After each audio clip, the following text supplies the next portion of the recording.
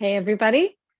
Today is the first day of our 21 days of prosperity, and also, while we're at it, saving the planet.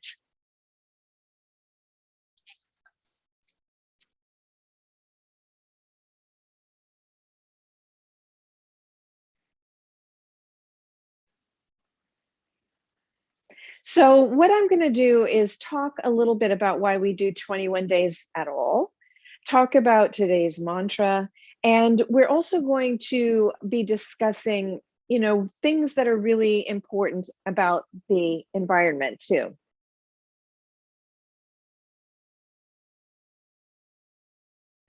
And I'm sorry about that. I'm just getting used to live streaming and recording it because I want people to be able to play it back and all of that sort of thing. So anyway, this is new for me. It's my first time. And that's really what the 21-day program is all about, is to try new things and to give yourself permission to break habits, because that's how the new better us emerges, is by not being so entrenched on yesterday's version of ourselves.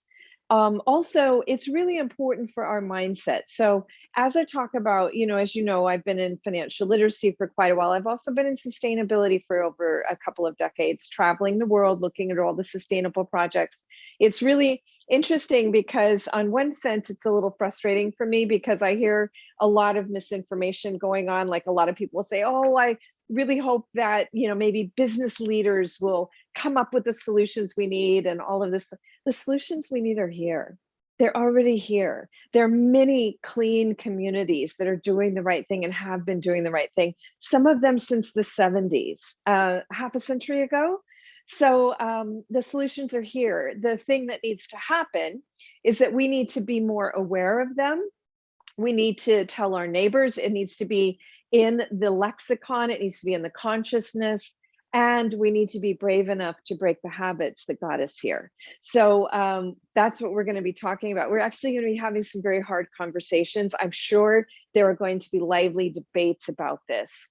So let's dig in with today's mantra. So again, 21 days.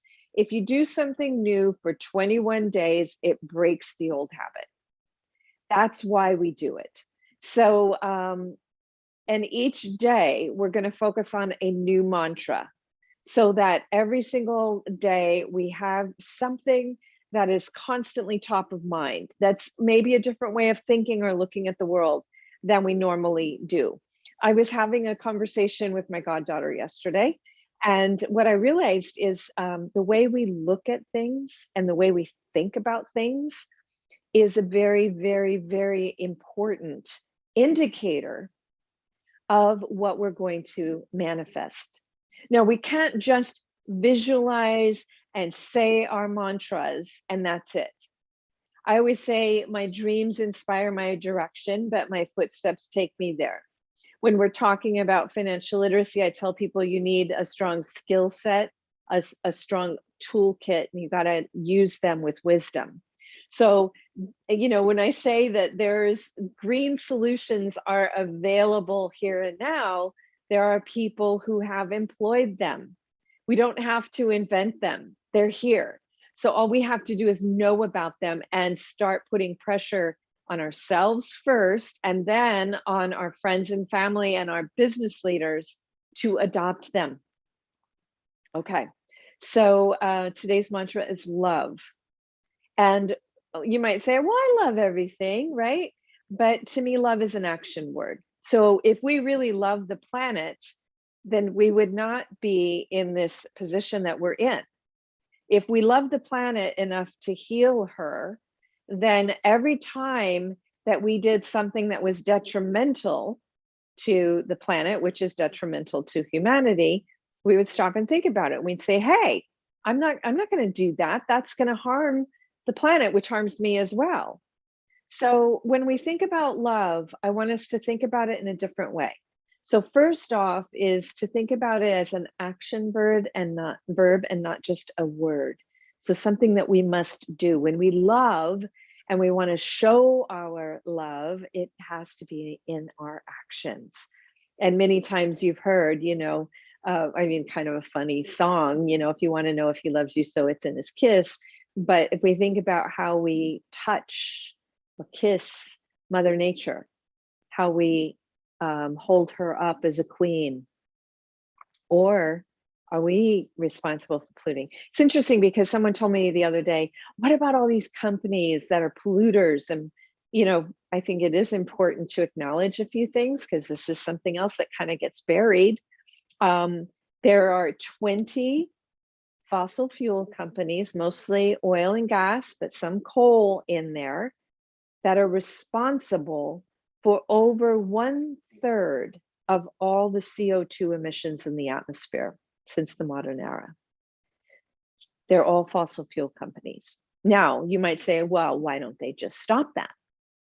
Because fossil fuels power our electricity. Fossil fuels power our, vehicles.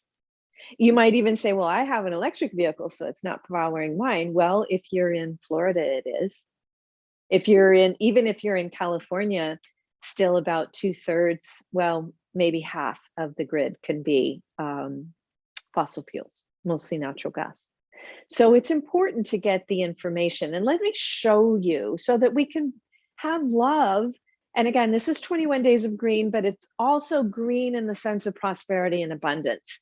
You're going to have a lot more money for the things you love, when you probably love them a lot more than oil and gas companies, if you get smart about your footprint on Mother Nature. So getting green is good for you too, not just in that sense of I can save the planet and I can save it for my kids and my grandkids and all that, and have less climate disasters. It's also really better for your wallet, for your here and now, your daily life. So there was one chart I wanted to show you, which I think is really important when we think about love and honoring our home planet. And that's this. So this is a chart that shows all of the ways that CO2 is emitted in the US. Now, this is very true of most countries in the world. It might be adjusted a little bit this way or that way. For instance, maybe in China, it's more industry. Why would that be? Well, China is the factory of the world. The interesting thing too, I'm not going to throw up all the numbers on it, but when we talk about our CO2 footprint, everybody says, oh, China is the top polluter, right?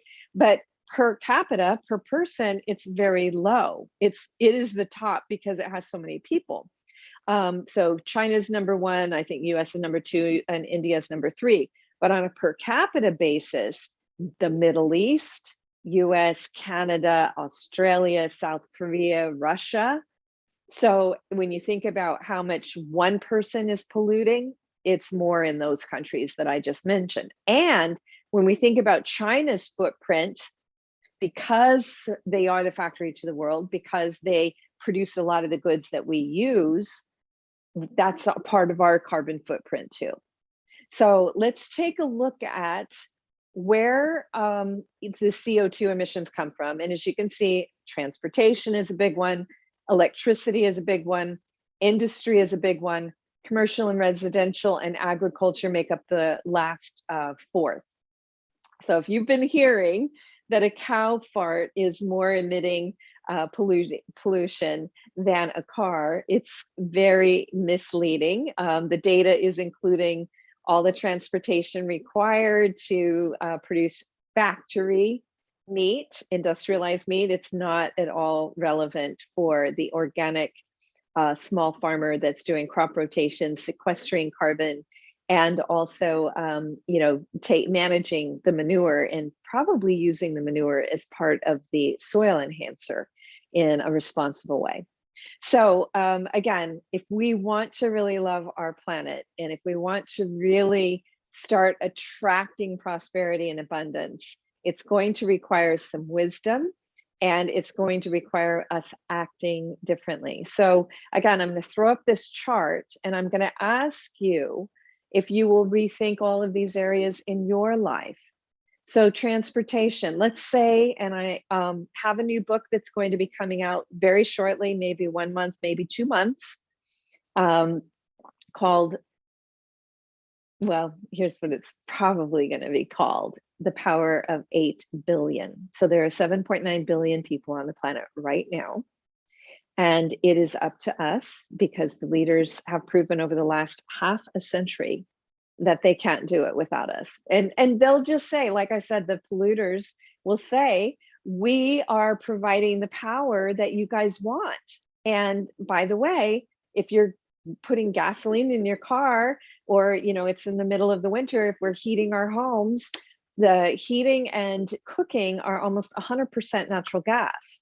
So we are using fossil fuels. And then we have to ask ourselves, well, how can we cut this back? How can we trim back our carbon footprint and our CO2 emissions, considering that we are actually emitting in other countries if they're producing the goods that we buy? Then how can we reduce that by 30% this year? There are ways to do it. The book is going to help, but also getting the details on what's actually happening helps. So how can you reduce your transportation footprint by 30%? If you have work from home, 3 days out of the week, then you're definitely reducing it a lot. You could think about maybe starting to use a bike or walking for your errands. Like if you are going to the grocery store, walk with a backpack rather than taking the car, or walk to the farmer's market. So ask yourself, again, love is the mantra, but love is an action word. So showing love for the planet, again, this is going to come back to you. I can't wait to hear all the stories of how it does. I will show you some very inspiring stories as we go through this process. So ask yourself that, though. How can you reduce your transportation this year in 2022 by 30%? Work from home. How can you reduce your air travel by 30%? So I'll give you some ideas. What I did is I actually got rid of my car a few years ago.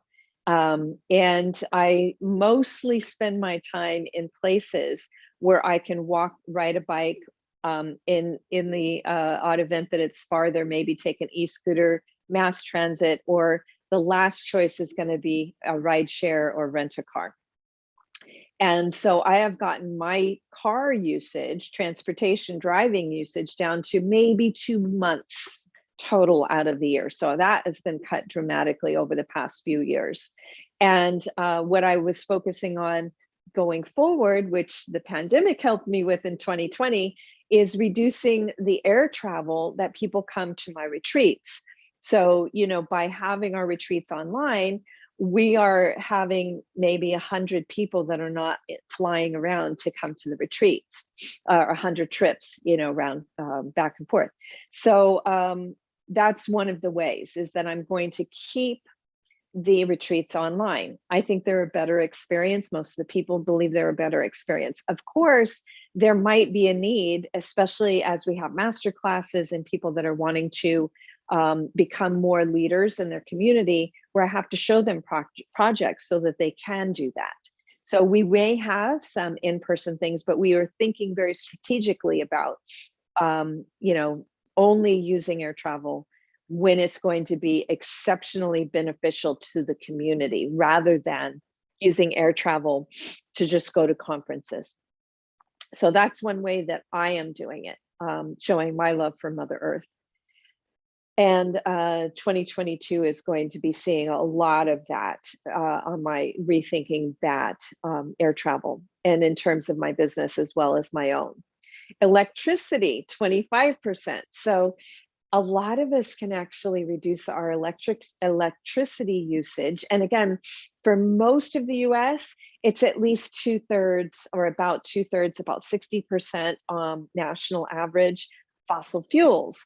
In Florida, 83%. And Colorado is pretty high. Louisiana can be very high. California is one of the more green states. So how can you reduce your reliance? I mean, even if it was green, you still want to get the usage down, right? So how can you do that? Well, I mean, it's a matter of just educating yourself a little bit. A lot of times it's fixing the leaks in your doors and your windows. It might be adjusting the thermostat. It might be turning the thermostat off every time you leave, kind of like you would with the lights. It's even not keeping your cell phone and your computer plugged in all the time. Mine isn't plugged in right now. So you want to get your usage way down, and then you want to think about, is rooftop solar right for me? We're still getting a 26% tax credit for energy efficiency and solar. So if you do live in a sunny state, that's probably a really good idea for you. Sometimes the payback time on the solar panels is 4 or 5 years, and thereafter you're going to have a $35, utility bill, electric bill, whereas maybe before it was $100, or some people 300 or more, much more. So again, you want to get the usage down, and then you want to get greener with your electrical footprint. And by the way, and there's a couple of reasons to do this, is that we definitely want to be thinking about our place of work when we think about reducing electricity and transportation as well. So if it's up to us, which it is, and there are 8 billion of us, which can be 8 billion strong, leading greener lives, then we do need to start looking out for our neighbor and giving them the information and the tools, or applying pressure where we can. So let's talk about industry a little bit more. And again, I have a lot of tools and resources that can help you with this, and it is definitely going to be in my book, The Power of 8 Billion. Lots of examples of people that are living very, very clean and green and comfortable lives, paying a lot less, and still having great comfort, using a lot less and still having great comfort. All right, so industry, again, part of the ways that we can do this is we have to think about our usage of industry. It can't just be those companies. Of course, when we talk about reducing our carbon footprint in transportation and electricity, we are using less fossil fuels. So as we're making a giant impact on these corporations by using less, they are either going to shift their business model, or they're going to have fewer profits, right? So they're going to have to adjust, and nothing will change a company faster than if the consumer doesn't show up, or if the investor doesn't show up. So we have great power that is going untapped. Instead of saying, save me, corporation, we have to say, I'm fixing this on my own, and they will definitely respond. So think about industry, and think about the things that we have, or the things that we need, or even the industry that we work for. How can we reduce the carbon footprint in our industry, either that we work for or the things that we buy? Again, there's a whole section in Power of 8 Billion. So please put that on your purchasing list. And we'll be definitely over the next 21 days talking a lot more in detail about it. I can think of one industry right off the top of my head that I want to talk about. And that is maybe like the fast casual industry. So, today, it was raining. They turned off the gas, not because the bill wasn't paid, but because there was a gas leak. It was like all these things happened, right? And I decided, you know what? Today would be a good day to have an afternoon cafe latte in my reusable mug, right? And I see so many people that I know are environmentally conscious in their lives walking out with a use and toss container. Yeah, look, everywhere you go, there's use and toss everything. Single use, plastic, it's every frickin' where, right? It's our job to say, I'm not participating in that. Now, and there are still some places that say, no, our company won't allow you to because of COVID. That's not a place that's going to have my business, because as much as I wanted that cafe latte, if they were not going to put it in my reusable mug, I wasn't going to have a drink and toss. So there are something like 16 million trees that are cut down for 16 billion cups that are used and tossed every year. You know, when we think about everything that we think about that's a problem, our hands touch it. We just haven't put that together yet. So we look at deforestation as an example. Okay, what are the reasons for that? What do people cut down trees for? They cut down trees for our drink and toss containers, for all of those things that we get on e-tail that comes in 3 packaging things, you know, the mailing packaging thing, and then the outside paper packaging thing, and then the inside plastic packaging thing. All of those things. So there's that. There's also toilet paper. So if you're not yet using recycled toilet paper, you are literally flushing trees down the toilet. So that's a must. So when we think about industry, we've now just identified 2 things that we can change, bang zip: recycled toilet paper and use our reusable mug again. If you're too freaked out to have a reusable mug, then either go to a coffee shop outside with your mask and all the things you need, or drink coffee at home. But, you know, show love as an action word, right? Think about that single-use container, that tree in the Amazon that you want to stay standing, and more added to it, right? It's same thing with recycled toilet paper. If it's not yet in your neighborhood, there are many recycled toilet papers out there, and you just need to start putting pressure on your local. They'll do it. They don't want to lose your business. They'll do it for sure. I remember when I was first going to visit my dad in his little hometown, little small town in Arizona, and they didn't have kombucha. This was many years ago, and I took one of those barcodes of the kombucha I liked, and they ordered a case of it for me. For me, they didn't even stock it yet. Now they stock it as a matter of course. Same thing. So just do it. You can do it. And you know, if you're going to order it online and it's going to come in paper packaging, don't do that. Please, please get your local shop to give it to you without the extra packaging. Okay, so I have given you a boatload of information on industry and things that we could start changing. Pick 1, 2, 3, 4, and start giving yourself the challenge. Be bold and be brave. Commercial and residential. Again, this is all going to benefit if you are thinking about these 3 areas and applying it to both, you know, the commercial buildings that you see, as well as residential. How do you do it for commercial? If you see a building that has all the lights on and nobody there, you know, maybe you should start putting pressure.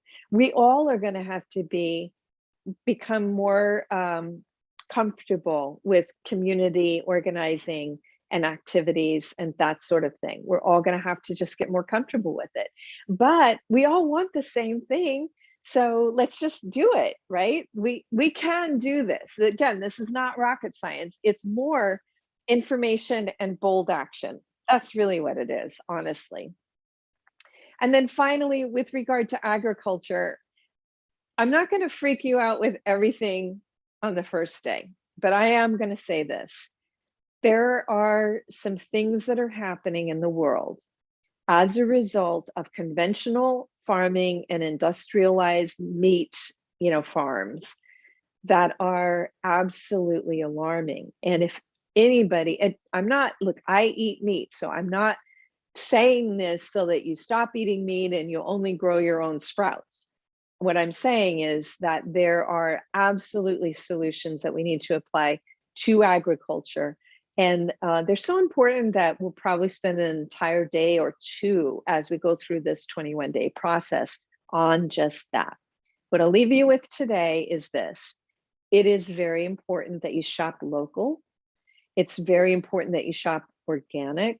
If you are going to eat meat, it should be organic and local as well. The farther you go out, the more CO2 is emitted to get it to you. Okay, so, and there's a lot more to unpack on all of this. But again, I don't want to give you paralysis by overanalysis. I don't want to give you so much to do that you don't do anything. What I want to say is, and by the way, love, please extend it to like when I talk about having a daily mantra, I want it to be something you keep going back to, like a little touch point in your brain. Love, love. So if you find yourself getting frustrated about something, lean into love. How do you do that? Again, it can be an action word. You can do something kind for the planet, for yourself. You know, today, a little stressful with the rain and the gas not on and the getting kind of cold and having to switch gears on even where I was going to record this. And this little tiny event, this cafe latte, yeah, it was really important to me and it made me happy. That was self-love, right?